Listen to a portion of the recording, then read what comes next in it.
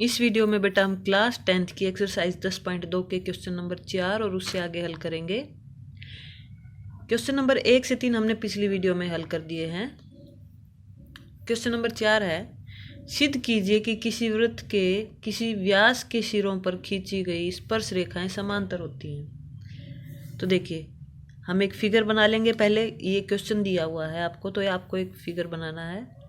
फिर सिद्ध कीजिएगा क्वेश्चन है, तो आपको क्या करना है, दिया है, सिद्ध करना है और प्रमाण, ऐसे आपकी हेडिंग रहेंगी।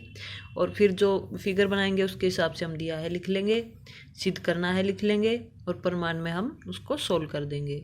एक फिगर बना लेंगे बेटा और क्या लिख देंगे, दिया है एक वृत्त जिसका केंद्र O है और P Q जो है वृत्त का व्यास है, क्योंकि केंद्र से होकर जा रहा है, ये वृत्त का व्यास हो गया बेटा।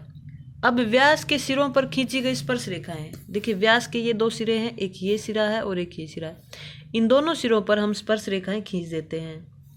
एक बिंदु से एक स्पर्श रेखा होकर जाएगी, ये एक स्पर्श रेखा हो गई, मान लीजिए इसका नाम है AB।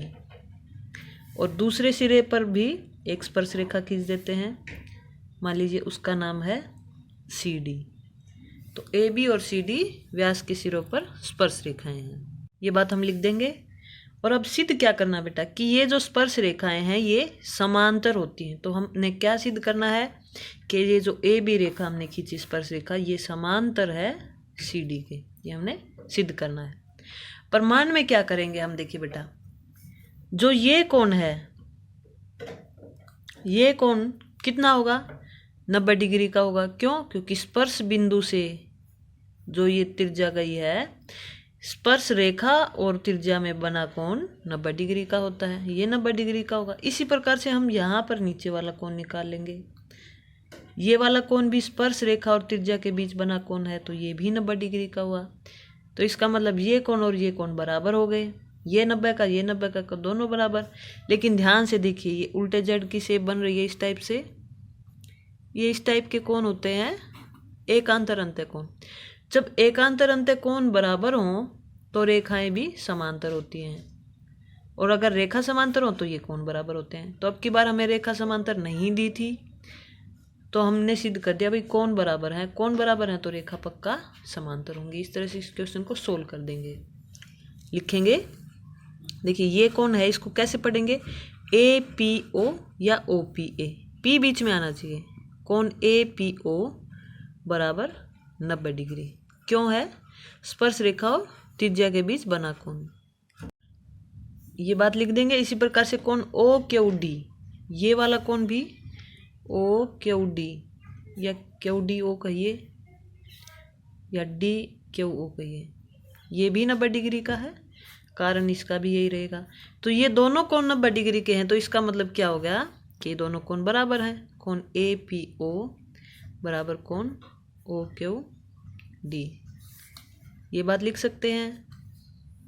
परंतु ये एकांतर अंत्य कोण है। अब एकांतर अंत्य कोण बराबर सिद्ध कर दिए, तो इसका मतलब रेखाएं समांतर होंगी, AB समांतर CD, यही हमें सिद्ध करना था बेटा।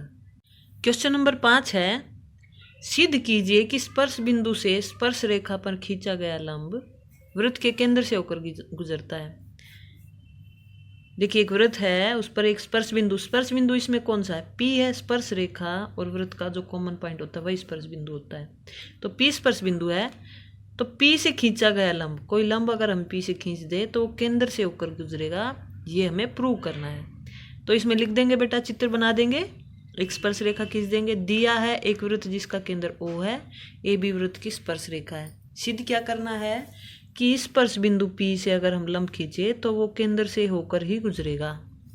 प्रमाण में हम क्या मान लेंगे, देखिए हम कोई बिंदु मान लेंगे, हम उल्टा मान लेंगे। जैसे कंट्राडिक्शन मेथड में हम ये सिद्ध करते थे ना, वर्गमूल 2 सिद्ध कीजिए कि अपरिमेय संख्या है, तो हम पहले मान लेते थे कि माना वर्गमूल 2 परिमेय संख्या है। तो इस तरह से हम उल्टा मान लेंगे कि माना वो केंद्र O से गुजरता नहीं है, किसी और बिंदु से गुजरता है, तो और फिर उसको सिद्ध करेंगे। हम लिख लेंगे, माना स्पर्श बिंदु से हमने कोई लंब खींचा है और वो ऐसे कहीं और बिंदु पर जा रहा है, मान लीजिए ये बिंदु है O डैश या क्या कुछ भी नाम दे सकते थे, तो ओ डैश पी हमने लंब खींच दिया। अब ये तो हमने अपने आप से खींचा है, हमने माना कि ये लंब है, तो यानी कि O dash P B, O dash P B कोण कितना है 90 डिग्री। हमने रचना ही इस तरह से की कि ओ डैश से जाता है लंब। लेकिन हमें एक रूल पता है, प्रमेय नंबर 10.1 क्या कहती है कि स्पर्श रेखा और त्रिज्या जो केंद्र को मिलाते हैं, स्पर्श रेखा और त्रिज्या के बीच बना कोण वो भी 90 डिग्री का होता है। ये तो 10.1 प्रमेय से पता है हमें। तो कोण ओ पी बी है जो, वो भी 90 डिग्री का होता है। क्यों? ये क्यों है? क्योंकि स्पर्श रेखा और त्रिज्या के बीच का कोण है ये। त्रिज्या और स्पर्श रेखा में कोण 90 डिग्री का होता है। अब ये भी 90 डिग्री का और ये भी 90 डिग्री का, तो यहाँ से हमने कह दिया कि कोण ओ डैश पी बी बराबर हो गया कोण ओ पी बी के, यानी कि ये दोनों कोण ही बराबर हो गए। अब चित्र से तो ये अलग दिख रहे हैं। ये दोनों कोण बराबर किस स्थिति में हो सकते हैं बेटा? ये दोनों कोण जब उसी स्थिति में हो सकते हैं जब ये ओ डैश जो हो ये इसकी सीध में कहीं आगे हो। समझ रहे हो बात को? तो ये तभी संभव है जब ये ओ डैश कहीं इसी लाइन में हो, कहीं यहाँ पर होगा, यानी कि इसी रेखा पर स्थित हो, यानी कि केंद्र ओ से ही होकर गुजरे। तो यही हमने सिद्ध करना था। ये बात लिख देंगे कि ये तभी संभव है जब ओ डैश ओपी वाली रेखा पर स्थित है, ओपी को मिलाने वाली रेखा पर स्थित है।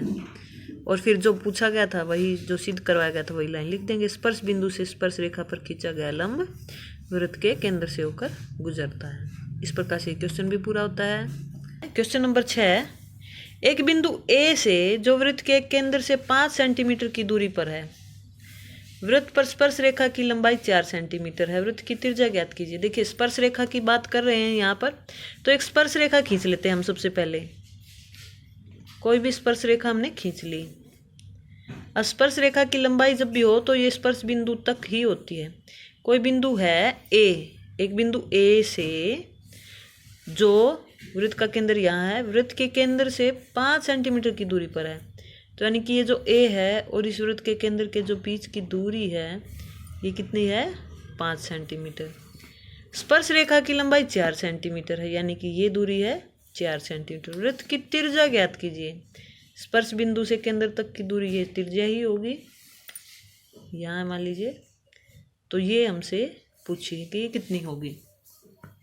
तो देखिए ये बिंदु मान लीजिए कोई भी है, बी बिंदु मान लेते हैं।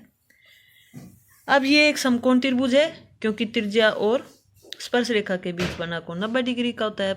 समकोण त्रिभुज में पाइथागोरस प्रमेय लगा देंगे, इसका आंसर हम निकाल लेंगे। तो हम लिख देंगे कोण ए बी और 90 डिग्री है, क्योंकि ये त्रिज्या और स्पर्श रेखा के बीच बना कोण है। अब त्रिभुज ओ ए बी में पाइथागोरस प्रमेय हम लगा देंगे।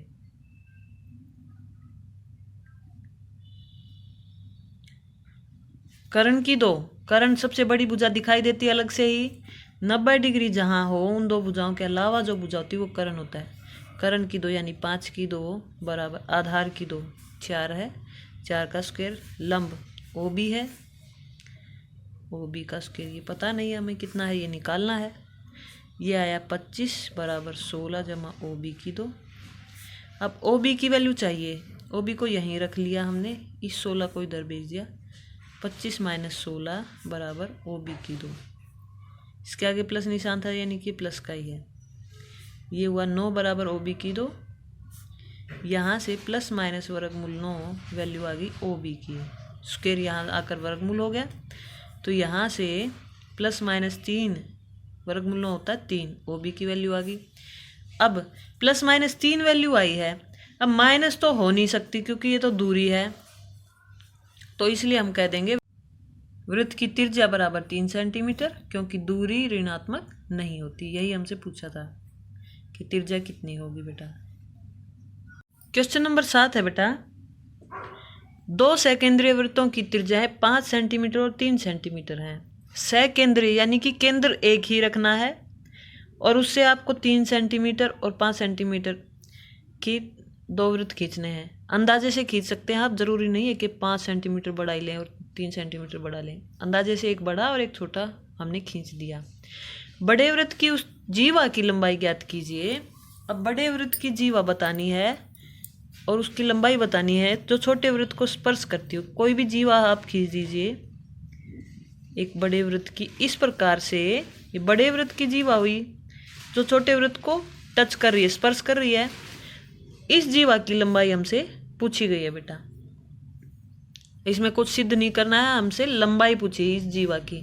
मान लीजिए ये जीवा है ए बी और वृत्त का सेकेंद्रीय वृत्त है, वृत्त का केंद्र है ओ और पी यहाँ पर स्पर्श बिंदु है। छोटे वृत्त को स्पर्श कर रहा है, ए बी इसकी स्पर्श रेखा की तरह है। हमें लंबाई ज्ञात करनी है ए बी की। देखिए कैसे करेंगे, ओ पी को मिला देंगे और ओ ए को मिला देंगे। अब ये एक समकोण त्रिभुज है, देखिए ये एक त्रिज्या है और ये स्पर्श रेखा है, तो ये समकोण हुआ। समकोण त्रिभुज में हम पाइथागोरस प्रमेय लगा देंगे। पाइथागोरस प्रमेय कैसे लगाएंगे, कौन सी भुजा पता हमें। देखिए ये छोटे वृत्त की त्रिज्या है ओपी, छोटे वृत्त की त्रिज्या 3 सेंटीमीटर है, यानी ये 3 सेंटीमीटर है। और ये जो ओ ए है इस वृत्त को भूल जाइए, ये ओ ए जो है ये बड़े वृत्त की त्रिज्या है, तो यानी कि ये है 5 सेंटीमीटर, ये पूरी हुई 5 सेंटीमीटर। अब दो भुजाओं का हमें पता है तो हम तीसरी भुजा पाइथागोरस प्रमेय से निकाल सकते हैं और उसका हम डबल कर देंगे तो इस पूरी जीवा की लंबाई आ जाएगी। यही हमसे पूछा गया है, यही बातें हमने लिख दी कि ये केंद्र है और ये जीवा है जो इसको पी पर स्पर्श करती है। इसको लिखने के बाद हम लिखेंगे ओपी, ओपी बराबर 3 सेंटीमीटर। क्यों, ये तो छोटे वृत्त की त्रिज्या है।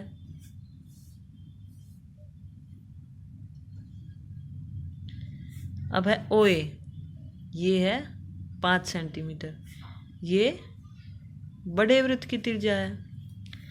अब ए पी हमें नहीं पता है तो हम त्रिभुज ए पी ओ में पाइथागोरस प्रमेय लगा देंगे। कोण पी बराबर 90 डिग्री है। क्यों त्रिज्या और स्पर्श रेखा के बीच का कोण हो गया ये। पाइथागोरस प्रमेय लगा देंगे। कर्ण की 2, 5 की 2 बराबर आधार हमें पता नहीं है ए पी की 2 और लंब है इसमें 3 सेंटीमीटर।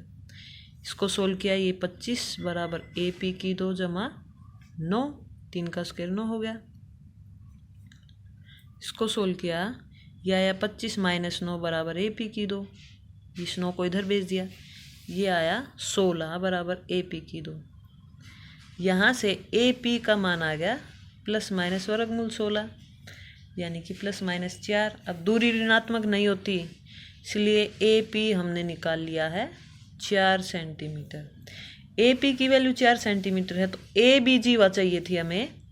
ए बी क्या होगा, 2 गुना में ए पी, यानी कि 2 गुना 4 यानी 8 सेंटीमीटर। ये हो गया। लास्ट लाइन में लिख देंगे बड़े वृत्त की जीवा बराबर 8 सेंटीमीटर। इस प्रकार से ये क्वेश्चन भी हल होता है बेटा।